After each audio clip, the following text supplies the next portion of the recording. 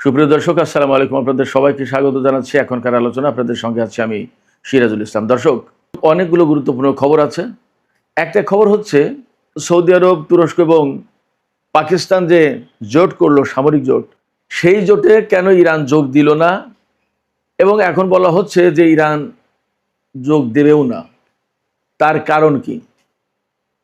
এরপর সে আরও মজার খবর হচ্ছে যে ইরানের ভেতরে সরকার পরিবর্তন এবং চরম বিশৃঙ্খলা সৃষ্টি করে ইরানের যে সামগ্রিকভাবে একটা পতন ঘটানোর কর্মপরিকল্পনা হাতে নিয়েছিল ইসরায়েলের গোয়েন্দা সংস্থা মোসাদ, সেই পরিকল্পনা বাস্তবায়ন করতে না পারার কারণে মোসাদের 2 কর্মকর্তাকে বরখাস্ত করা হয়েছে।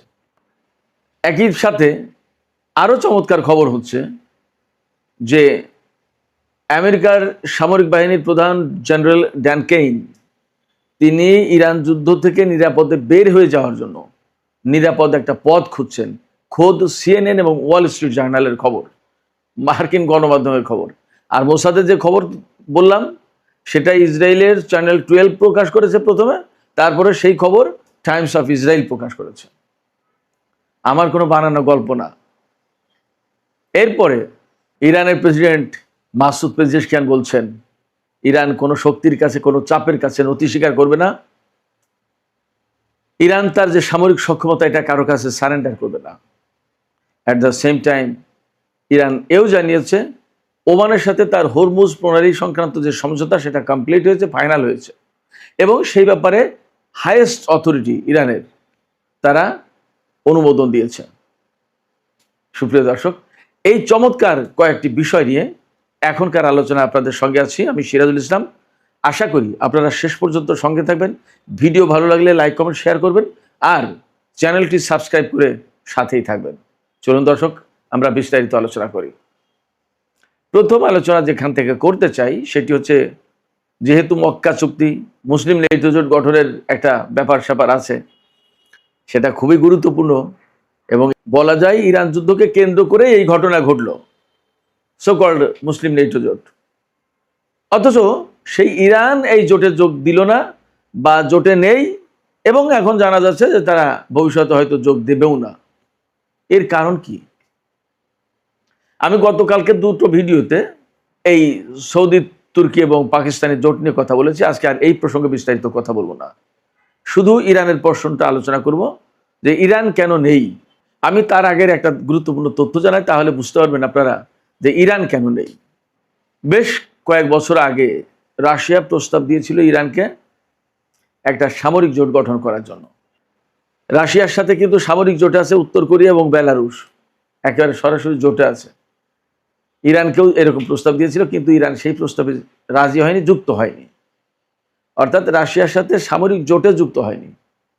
ইরান ইন্টারেস্টেড কোথায় ছিল? রাশিয়ার সাথে সামরিক সহযোগিতা বিপুল পরিমাণে হোক, বাট নট অ্যালায়েন্স, কোনো জোট না। এই জায়গা থেকেই একটা উত্তর খুঁজে পাবেন। রাশিয়ার মতো একটা শক্তি, আমরা অনেকেই বলে থাকি, আমার কাছে অনেকেই প্রশ্ন করেন যে রাশিয়ার সাথে কি ইরানের সামরিক জোট আছে? রাশিয়া কি ইরানের উপরে হামলা হলে রাশিয়া চলে আসবে? রাশিয়ার সাথে কৌশলগত চুক্তি আছে, যেমন আছে চীনের সাথে, কিন্তু রাশিয়ার সাথে সরাসরি সামরিক জোট নেই। কেন নেই? জোট হলেও অনেকগুলো ব্যাপার আছে। ধরুন কোনো একটা দেশ ভুল করে বা অন্যায় করে আর একটা দেশের বিরুদ্ধে হামলা চালিয়ে বসলো, যুদ্ধ লেগে গেল, তখন আপনাকে কিন্তু সেই অন্যায়ের পক্ষে দাঁড়িয়ে যুদ্ধ করতে হবে। এটা একটা ব্যাপার। আরেকটা ব্যাপার হচ্ছে যে ইরান আসলে স্বাধীন সত্তা হিসেবে এই সামরিক জোট হিসেবে কোথাও কাজ করতে চায় না। সামরিক জোটের একটা ব্যাপারই থাকে যে কোথাও না কোথাও মানে জোটবদ্ধ থাকে, মানে মারামারি, লাঠিয়ালি, এইরকম একটা ভাবসাব থাকে। সামরিক অভিযান চালিয়ে বেড়ানো দেশে দেশে, যেমনটা নেটো জোট করছে, ইরান এই সমস্ত ভিতরে থাকতে চায় না।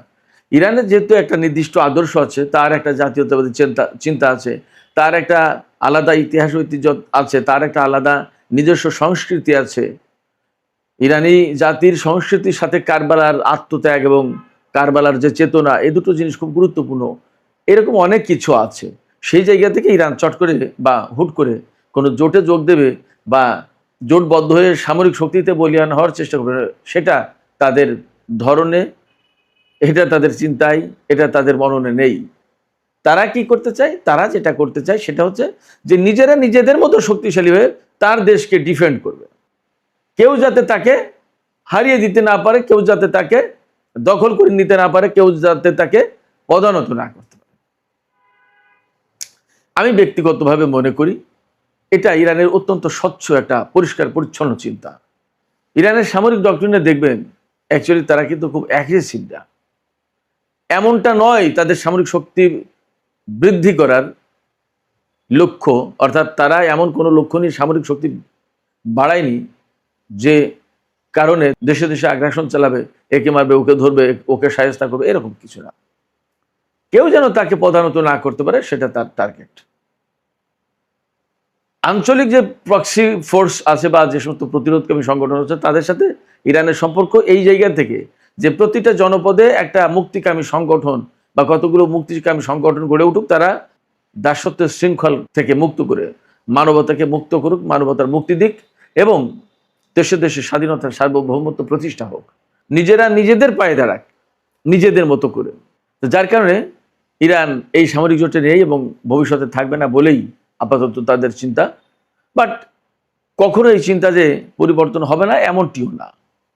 ইরান যদিও মনে করে যে নেটো জোটে যে সমস্ত সদস্য দেশ, পশ্চিমা যত দেশ, বেশিরভাগেরই একই রকমের কৃষ্টি, কালচার, দৃষ্টিভঙ্গি, একই রকমের ফরেন পলিসি। বাট এশিয়ার দেশগুলো, ইরান যাদের সাথে জোটবদ্ধ হবে, যে অ্যালায়েন্স করবে, তাদের প্রত্যেকের প্রায় আলাদা আলাদা সংস্কৃতি, জাতীয়তাবোধ, ফরেন পলিসি, অনেক কিছু। যেমন এই যে নেটো জোট যেটা, তার সদস্য হচ্ছে এরদোগান। সেই নেটো জোটের সদস্য তুরস্ক, পাকিস্তান এবং সৌদি আরব, তারা এখন একটা ইসলামী জোট বা মুসলিম জোট করছে বলছে, অথচ তুরস্ক কিন্তু নেটো জোটের সদস্য। এই যে 3-4টা দেশ নিয়ে জোট হলো, যদি কথার কথা এখন তুরস্কের সাথে ধরুন ইরাকের কথার কথা যুদ্ধ হয়, তাহলে এই জোট তো আসবেই। এই যে পাকিস্তান, সৌদি আরব এবং তুরস্ক ইরাকের বিরুদ্ধে যুদ্ধ করতে তো আসবেই। আবার তুরস্ক যেহেতু নেটো জোটের সদস্য, তাহলে নেটো জোট সবটাই তো আসার কথা। তুরস্কের উপর হামলা হয়েছে সেই হিসেবে, তাই না? তাহলে যে তুরস্ক পশ্চিমা জোটের সদস্য, সেই তুরস্কের সাথে ইরান হুট করে কিভাবে যে জোট করে, এটা কিন্তু একটা বড় প্রশ্ন। যে সৌদি আরব বছরের পর বছর, যুগের পর যুগ আমেরিকার নিরাপত্তা ছাতার নিচেই থাকলো, আমেরিকার সাথে জোট করলো, আমেরিকার সাথে খাওয়া দাওয়া, উঠা বসা, বাণিজ্য, ব্যবসা, ইনভেস্টমেন্ট, বিনিয়োগ, সমস্ত সব কিছু। সৌদি আরবের কয় টাকা সৌদি আরবের ভিতরে বিনিয়োগ করা? আমেরিকা, ইউরোপেই তো তাদের বেশিরভাগ বিনিয়োগ করা। তাহলে তাদের সাথে আপনি জোট করে কত দূর আগাতে পারবেন? পাকিস্তানের ব্যাপারেও সে একই কথা। যদিও পাকিস্তান ইরানের প্রতিবেশী দেশ, বাট পাকিস্তান তো সুদীর্ঘ কাল ধরে আমেরিকার সাথেও তার ঘনিষ্ঠতা, এমনকি আফগানিস্তানের যে পরিস্থিতি তৈরি হলো 2001 সাল থেকে, সেই পরিস্থিতির জন্য পাকিস্তান তো বিরাটভাবে দায়ী। পাকিস্তানের যে জেনারেল মুশারফের সরকার, সামরিক সরকার ক্ষমতায় ছিল, তারা তো আমেরিকাকে সুবিধা দিয়েছে। তাহলে এই যে এরা জোটবদ্ধ হলো, এরা তো আমেরিকার প্রভাবের বাইরে না কেউ, এদের সাথে ইরান কিভাবে জোট করে সে প্রশ্ন থেকে যাচ্ছে। যার কারণে এদের নেচার, এদের ধরন, কায়দা কানুন, স্বভাব, আচরণ, অনেক কিছুতেই পরিবর্তন যদি না আসে, তাহলে ইরানের পক্ষে এই সামরিক জোটে যোগ দেওয়া সম্ভব হবে না। সুপ্রিয় দর্শক, এবার চলুন মোসাদ প্রসঙ্গে কথা বলি। আমি শিরোনামে বলেছিলাম, ইন্ট্রোডাকশনে বলেছিলাম যে ইরানের সরকার পরিবর্তন, ইরানের ভিতরে ব্যাপক গোলযোগ সৃষ্টি করা এবং সর্বোচ্চ নেতাকে হত্যা বা আরো অনেক কিছু ঘটিয়ে ইরানের টোটাল একটা পরিবর্তন করে দেওয়ার পরিকল্পনা করেছিল মোসাদ। এই পরিকল্পনার সাথে জড়িত ছিল 2 জন কর্মকর্তা। একজন মোসাদের ইন্টেলিজেন্স ডিরেক্টরের প্রধান, আর একজন হচ্ছে মোসাদের ইরান বিভাগের প্রধান। মোসাদের বহু সেকশন আছে, Pakistan section, Iran section, India section, America section, তুরস্ক section, Saudi section, total middle east section, এরকম বিভিন্ন রকমের সেকশন থাকতে পারে। তো ইরান সেকশন বলতে যেটা আছে, তার প্রধান এই 2 জন ব্যক্তি ইরানের সরকার পরিবর্তন, ইরানের ভেতরে ব্যাপকভাবে গোলযোগ সৃষ্টি করা, বিশৃঙ্খলা সৃষ্টি করা, কুর্দিদেরকে ইরানের ভিতরে ঢুকিয়ে দিয়ে আইআরজিসির উপরে হামলা চালানো ইসরায়েলের পক্ষ থেকে এবং কুর্দিদের ভিতর পক্ষ থেকে, এবং ইরানের ভেতরে প্রচুর নাশকতা বলতে যা বোঝায়, মানুষের জীবনহানি থেকে শুরু করে সব ধরনের জ্বালাও পোড়াও, ভাঙচুর, ধ্বংস ইত্যাদি ইত্যাদি, এগুলো করার তাদের প্রোগ্রাম ছিল, প্ল্যান ছিল, পরিকল্পনা ছিল। এবং এই পরিকল্পনা যে শতভাগ সাকসেস হবে এইরকম ভরসা দেওয়া হয়েছিল নেতানিয়াহুকে, এবং নেতানিয়াহু সেই পরিকল্পনা ডোনাল্ড ট্রাম্পকে বলেছিল। বলা হচ্ছে, দাবি করা হচ্ছে খবরে, যে এই পরিকল্পনা দেখে সিআইএর লোকজন, সিআইএর মার্কিন কেন্দ্রীয় গোয়েন্দা সংস্থা যেটা সিআইএ, তারা হাসাহাসি করেছিল এবং বলেছিল এটা বাজে একটা পরিকল্পনা, এটা হবে না। কিন্তু নেতানিয়াহু ডোনাল্ডকে ব্যক্তিগতভাবে বৈঠক করে পারসুয়েট করেছিল। এবং আমি সেই শুরু থেকে বলে আসছি, ডোনাল্ড ট্রাম্পকে নেতানিয়াহু খুব বড় একটা আশার বাণী শুনিয়েছিল। সেই আশার বাণীটা হচ্ছে যে শেষ জামানায় একজন খুব খারাপ একজন শাসক আসবে, সেই খারাপ শাসক হচ্ছে ইরানের আলী খামেনি, সাবেক সর্বোচ্চ নেতা আয়াতুল্লাহ আলী খামেনি। আর তাকে একজন হত্যা করবে একজন খ্রিস্টান রাজা, কিং। সেই কিং হচ্ছেন আপনি, ডোনাল্ড ট্রাম্প। আপনি তাকে হত্যা করলে এই যে বাইবেলের যে বর্ণনা, সেই বর্ণনার কিং আপনি হয়ে যাচ্ছেন, স্বর্গে চলে যাবে ডোনাল্ড ট্রাম্প। এদের কিন্তু স্বর্গ নরক এগুলো তো বিশ্বাস আছে, খ্রিস্টান ইহুদি এরা তো আল্লাহ খুদাই বিশ্বাস করে। আরেকটা আশা দিয়েছিল, আমি শুরু থেকে বলে আসছি, সেই আশাটা হচ্ছে যে ইরানকে কবজা করতে পারলে পুরো মধ্যপ্রাচ্য কাত, আর কিচ্ছু করা লাগবে না। এখানে প্রচুর পরিমাণে সম্পদ আদি ইত্যাদি ইত্যাদি যত যা কিছু আছে সমস্ত সবকিছুর একচেটিয়া মালিক আমেরিকা, ডোনাল্ড ট্রাম্প, যা পৃথিবীর কোনো সরকার প্রধান, রাষ্ট্রপ্রধান করতে পারেনি, ডোনাল্ড ট্রাম্প সেটা করে দেবে। এই কথা বলার পরে ফুলে ফেপে মোটা হয়ে উঠলো ডোনাল্ড ট্রাম্প। এমনি তো উনি একটু মোটা ফ্যাটম্যান, ফুলে ফেপে মোটা হয়ে গেলো, ওই যে ফুলে না। এরপরে আর তাকে আমেরিকার কোনো কর্মকর্তা, গোয়েন্দা সংস্থার লোকজন তাকে আর থামাতে পারেনি, ডোনাল্ড ট্রাম্পকে। ইরানের উপর হামলা চালিয়ে দিয়েছে। এবং ওই পরিকল্পনায় ডোনাল্ড ট্রাম্পকে আর একটা কি বলেছিল নেতানিয়াহু, ডোনাল্ড ট্রাম্প কিন্তু ইসরায়েলকে বাঁচানোর জন্য, শক্তিশালী করার জন্য, মধ্যপ্রাচ্যে তার প্রভাব প্রতিপত্তি বিস্তার করার জন্য এই যে আব্রাহাম অ্যাকর্ড এনেছে, অনেক কিছু করে। নেতানিয়াহু বলেছিল যে আপনি ইরানের সম্পদ আদি থেকে শুরু করে মধ্যপ্রাচ্য কন্ট্রোল করবেন, আর আমি এখানে বৃহত্তর ইসরায়েল প্রতিষ্ঠা করবো, আমার একটা ইসরায়েল রাষ্ট্র দরকার বড়। তো ইরানকে ডিমলিশ করে দিলে আর কিচ্ছু লাগে না, সব তো শেষ। এই পরিকল্পনায় দুইজন শুরু করলো যুদ্ধ ইরানের বিরুদ্ধে।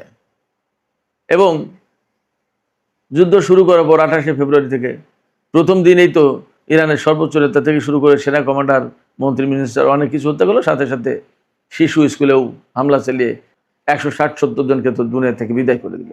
একদম প্রথম দিকে তো বহু হতাশবাদী মানুষ তারা ধরে নিয়েছিল যে ইরান শেষ, আর সম্ভব না। কিন্তু ইরানের বাহিনী, সামরিক বাহিনী যে এইভাবে ঘুরে দাঁড়াবে এবং প্রতিরোধ করবে এবং আজকের এই অবস্থায় আসবে, এটা অনেকের ধারণা ছিল। তো ইরানের সামরিক বাহিনী, বিশেষ করে আইআরজিসি, যাদের মূল দায়িত্ব বিপ্লব রক্ষা করা, তারা ঘুরে দাঁড়ালো এবং অসম্ভব শক্তিমত্তা নিয়ে ইসরায়েল এবং আমেরিকা যে ইরানের উপর হামলা চালালো সেগুলো অনেকটা প্রতিহত করলো, ঠেকালো, এবং তারা পাল্টা হামলা চালালো। যতটা ঠেকালো তার চেয়ে বেশি মাত্রায় আরো পাল্টা হামলা চালালো। ইরানের সামরিক বাহিনীর স্ট্র্যাটেজি ছিল এই, যে ওরা হামলা চালাচ্ছে আমাদের উপর, আমরাও যদি ওদের উপর হামলা চালাই পাল্টা, এবং ওদের সামরিক সক্ষমতা, বিশেষ করে ঘাঁটি, ওদের বিমান, এগুলো যদি ধ্বংস করে দিতে পারি, তাহলে ওরা হামলা চালাবে কি দিয়ে, কোথায় থাকবে? তখন হামলা চালানোর মতো অবস্থা থাকবে না। অতএব কাজ ওইটাই করতে হবে। এবং তারা একদম চোখ বন্ধ করে মার্কিন ঘাঁটি ধ্বংস করার মিশন নিয়ে মাঠে নামলো, শুরু করে দিল। এবং আপনারা দেখেছেন আমার গল্প না, আমেরিকার গণমাধ্যমে কি বলছে, কত বিমান তাদের ধ্বংস হয়েছে, কত ড্রোন ধ্বংস হয়েছে, F-15, F-16, F-35, যত গর্বের জিনিস যেটা ইরানের আকাশে প্রবেশ করেছে ওইটাই মেরে দিয়েছে। কিছু কিছু পালিয়েছে। প্রসঙ্গক্রমে বলে রাখি, গত পরশুদিন ইরানে একটা প্রদর্শনী হয়েছে। সেই প্রদর্শনীতে F-15, F-35, KC-130 হারকিউলিস বিমান, আমেরিকার সর্বাধুনিক ড্রোন, ইসরায়েলের হেরমেস ড্রোন, এগুলো প্রায় অনেকটা অক্ষত অবস্থায় নামিয়েছে বা ভূপাতিত করেছে। এই সমস্তগুলোর প্রদর্শনী করেছে ইরান, যে এইগুলো আপনারা ধ্বংস করেছে, এই দেখো। আমি আপনাদেরকে বলি আরো অনেক কিছু প্রদর্শনী আপনারা পাবেন, অনেক কিছু বাকি আছে। ইরানের হাতে অনেক কিছু আছে, ওয়েট, দেখতে পাবেন, অনেক কিছু আছে। আমেরিকা এমনি এমনি ইরানের কাছে নত হচ্ছে না। এই যে যুদ্ধ থেকে নিরাপদে সরে যাওয়ার চেষ্টা করছে, এমনি এমনি না। যাই হোক, তো তাদের পরিকল্পনা ব্যর্থ করে দিয়েছে অনেকটাই।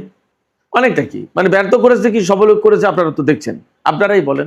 যার প্রেক্ষাপটে ইরানের সামরিক বাহিনীর বা আইআরজিসির এই প্রতিরোধের মুখে ইরানের হয়তো সর্বোচ্চ নেতাকে বা আরো কিছু কিছু কর্মকর্তাকে পৃথিবী থেকে বিদায় দেওয়া গেছে, বাট যে টার্গেট নিয়ে তারা এসেছিল তার একটাও পূরণ হয়নি। না সরকারের পরিবর্তন হয়েছে, না তাদের পরমাণু কর্মসূচি ধ্বংস করতে পেরেছে, না তাদের ক্ষেপণাস্ত্র কর্মসূচি ধ্বংস করতে পেরেছে, না একটা তাদের মন মতো পুতুল সরকার বসাতে পেরেছে। বরং উল্টো আরো কি কি ঘটেছে, হরমুজ প্রণালী আটকে দেওয়া থেকে শুরু করে এখন দেখেন, আপনারা তো দেখতে পাচ্ছেন। মানে ধরুন শিয়াল যদি মুরগি ধরতে যায়, আর যদি আপনি মুরগি ব্যবহার করেন তাকে ফাঁদ হিসেবে, তাহলে তো শিয়াল তো মুরগির লোভে ঢুকে গেল ফাঁদে, এবার আটকে গেল, তারপরে কি করবেন? শিয়ালকে ধরে আপনারা কি করবেন? ইরান সেইটা করেছে, যার কারণে এখন হরমুজে আটকা। আপনারা চিন্তা করেন যে আমেরিকার সামরিক বাহিনী, নৌবাহিনী, যাদের জাহাজ দেখলে মানুষের পিলে চমকে যায়। ডোনাল্ড ট্রাম্প বলেছিল না যুদ্ধের আগে যে জেরাল্ড আরফোর্ড, আব্রাহাম লিঙ্কনের মতো বড় বড় জাহাজ, বিশ্বের লার্জেস্ট এয়ারক্রাফট ক্যারিয়ার, এগুলো মোতায়েন করার পরেও ইরান কেন ভয় পাচ্ছে না আমি বুঝতে পারছি না। ডোনাল্ড ট্রাম্প বলেছিল এরকম একটা জাহাজ একটা দেশের উপকূলে নিয়ে যে মোতায়েন করে যদি বলা যায় এটা করো, নইলে কিন্তু এই জাহাজ, তাতেই তো সব শেষ।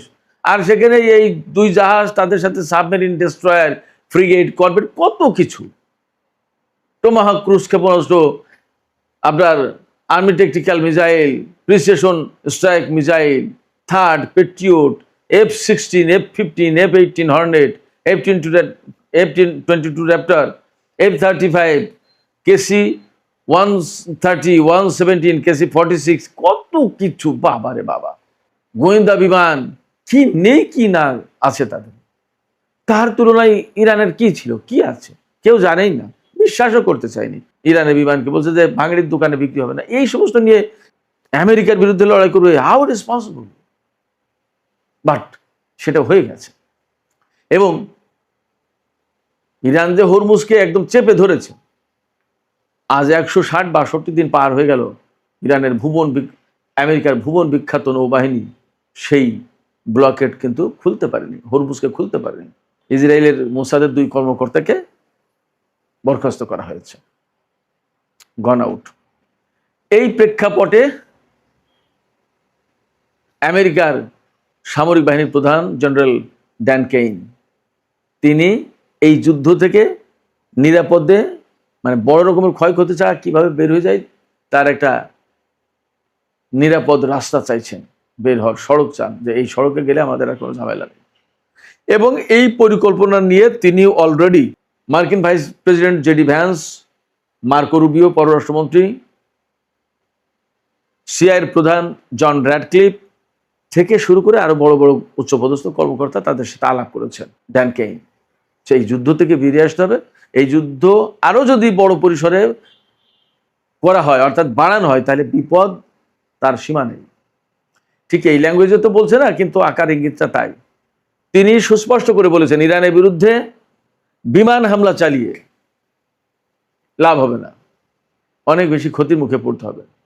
ডোনাল্ড ট্রাম্প ইরানে স্থল অভিযান চালাতে চান না, নৌবাহিনীর কাছে ক্ষেপণাস্ত্র নেই মারার মতো, কি করবে? ফলে ডোনাল্ড ট্রাম্প গতকালকে বলছে না, প্রিটিসন একটা চুক্তি হয়ে যাবে ইরানের সাথে। ইরানের কথা হচ্ছে কি, চুক্তি যেটা হয়েছে বা হচ্ছে, আজকে ইরান বলছে যে এটা চূড়ান্ত সমঝোতা চূড়ান্ত হয়েছে হরমুজ প্রণালী নিয়ে ওমানের সাথে, এবং ইরানের হাইয়েস্ট অথরিটি, দ্যাট ইজ সর্বোচ্চ নেতার পক্ষ থেকে হয়তো অনুমোদন হয়ে গেছে, অনুমোদন হয়েছে এটা বলা হচ্ছে, সর্বোচ্চ অথরিটির কথা বলা হচ্ছে। তাই সর্বোচ্চ অথরিটি বলতে আমি আপাতত সর্বোচ্চ নেতাকেই বুঝলাম, সেক্ষেত্রে অনুমোদন হয়ে গেছে। এখন যে কোনো সময় চুক্তি ঘোষণা দিয়ে দেবে এবং ইরান পরিষ্কার করে বলেছে এই চুক্তির কোনো মতেই পার্ট নয় আমেরিকা। অর্থাৎ এই চুক্তি হলে আমেরিকার জন্য যে হরমুজ প্রণালী খুলে গেল, নট দ্যাট।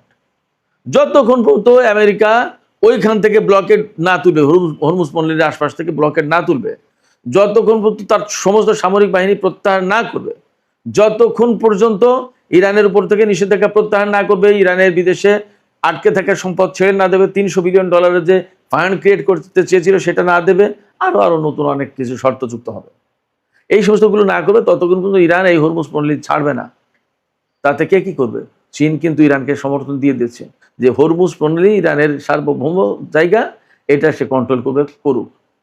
এবং চীনের জন্য ঘোষণা দিয়েছে ইরান যে চীনের কোনো জাহাজের কাছ থেকে আমরা টোল বা ফি কিছু নেব না। বাস, ক্লিয়ার। চীন পক্ষে রাশিয়ার এখানে খুব একটা আসার প্রয়োজন নেই। বাকি ইসরায়েল এবং আমেরিকার জাহাজ চলতে পারবে না হরমুজ প্রণালী দিয়ে, সেই জন্য ইরানের পক্ষ থেকে সংসদে বিল আনা হচ্ছে। এই পরিস্থিতিতে ইরান যুদ্ধ থেকে আমেরিকা যদি নিরাপদে সরে যেতে চায়, তাহলে একদম চুপিসারে কোনো কথা না বলে, আমার যা মনে হচ্ছে, একদম লোকজন তাদের সেনাবাহিনীকে সরিয়ে নিয়ে যাওয়া দরকার। শুধু ইরানের আশপাশ থেকে না, পুরো মধ্যপ্রাচ্যে যত ঘাঁটি আছে সব জায়গা থেকে, তা না হলে ইরান সেই সব জায়গায় হামলা চালাতে পারে। এই জায়গায় সবচেয়ে বড় প্রশ্ন হচ্ছে, এই যে ইরান যুদ্ধ নিয়ে কিন্তু ইসরায়েলের ভেতরে ভীষণ অসন্তোষ আছে এবং তারা এখনো চাচ্ছে আমেরিকার মাধ্যমে ইরানের উপরে হামলা চালিয়ে কিছু একটা করা হোক। এই যে কিছু একটা করা হোক, কিছু একটা করা হোক মানে ওই সেই লক্ষ্য একদম শেষ করে দেওয়া হোক। কেন চাচ্ছে?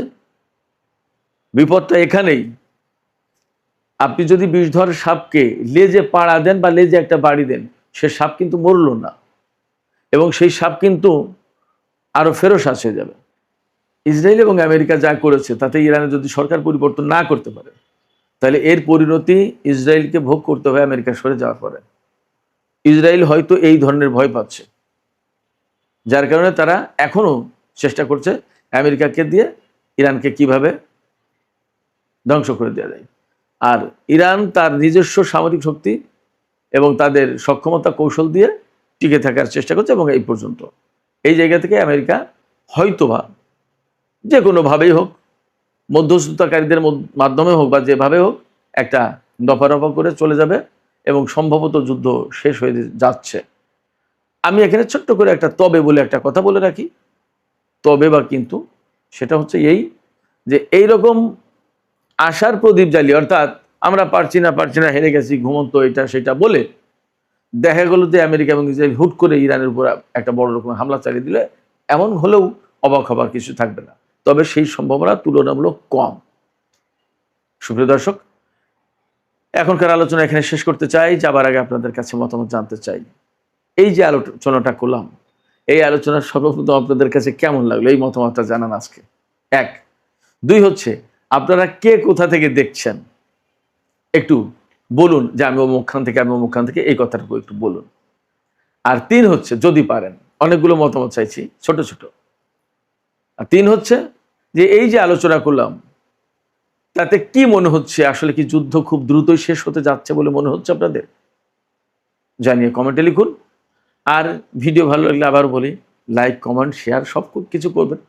আর চ্যানেলটি সাবস্ক্রাইব করলে তো আপনাদের কোনো ক্ষতি নেই, করবেন। চ্যানেলটি সুন্দরভাবে এগিয়ে যাক, দেখা যাক আমরা কত দূর যেতে পারি। সুপ্রিয় দর্শক, আজকের আলোচনা এখানে শেষ করছি। আপনারা সবাই অনেক অনেক ভালো থাকুন। আল্লাহ হাফেজ।